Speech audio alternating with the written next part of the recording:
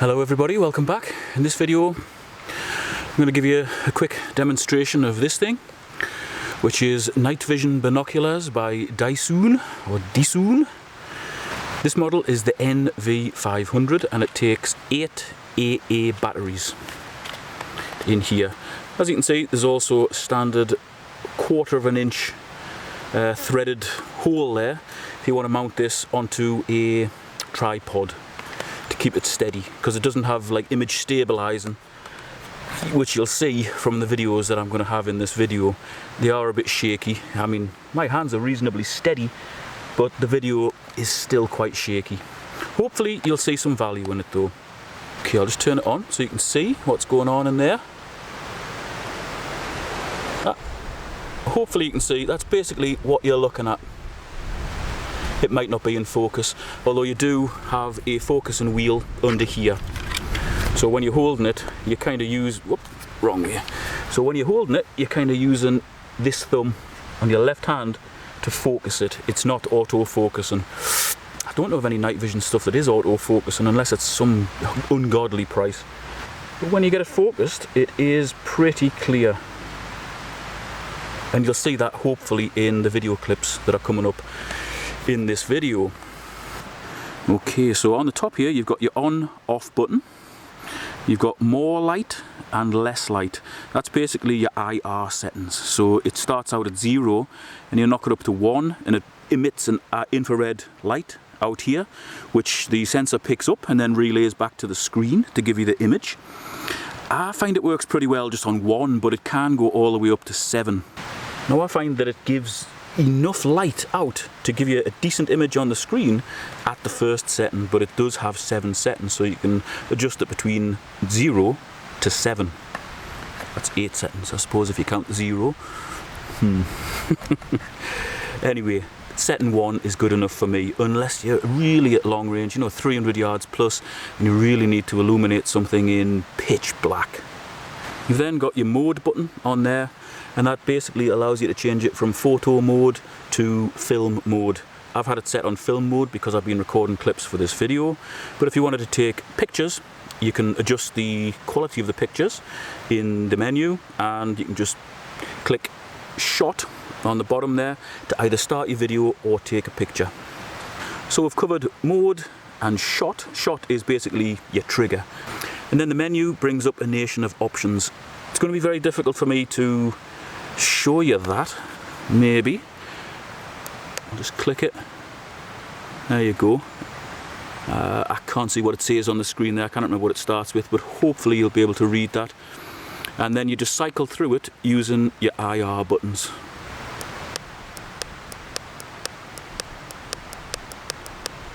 So you can see there's a lot of options there. I can't remember what they all are, but hopefully you can read them. Get in a bit closer.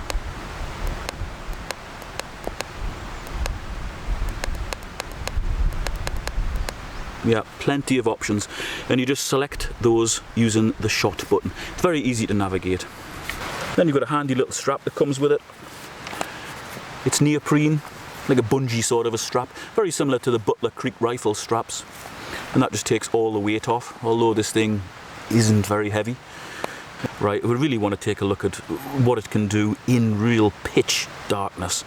So behind me there's some old mine shafts and mine workings and so on. We're going to go up there and in total darkness see what we can see. Now there might be some like blurry picture followed by sharp picture.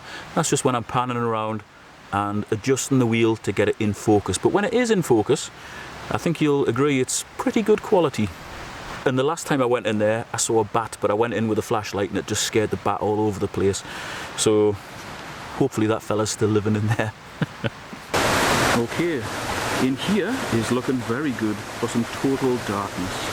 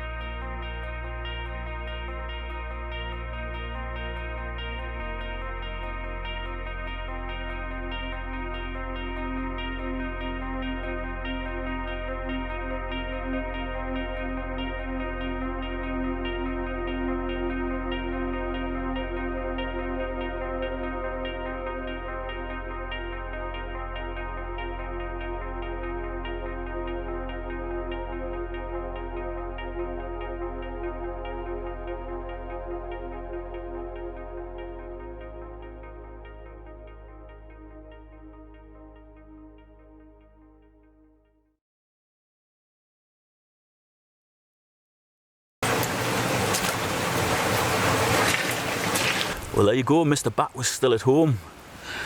That was pretty good. The tunnel that I went into is not very long, but it is absolutely pitch black in there. So that was quite a good demonstration of how this operates in pitch blackness.